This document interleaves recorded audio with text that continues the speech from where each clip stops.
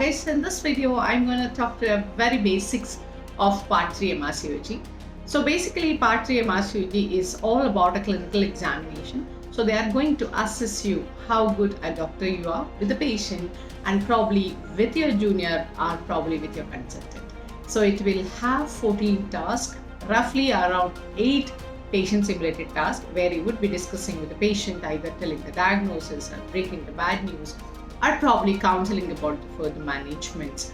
Okay, so those are the 8 tasks, and including one of them could be a teaching task to your junior, teaching about a procedure, teaching about a scenario, and the rest of them are a structured discussion with your examiner.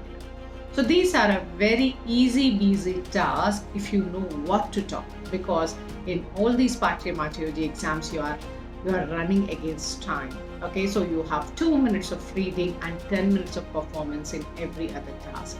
So basically you must be quick, crisp at the same time. Make sure to your patients you show that empathy, sympathy, and show to your examiner that you are a safe doctor.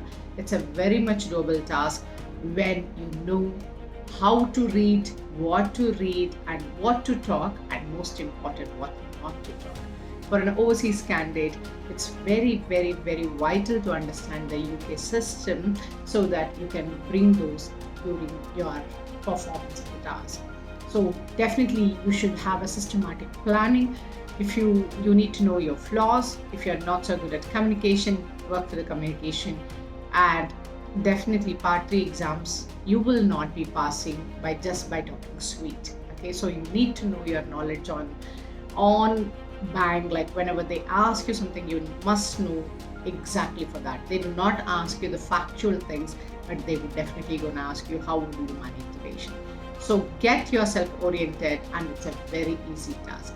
All the very best, and keep watching, and I shall meet you tomorrow. God bless.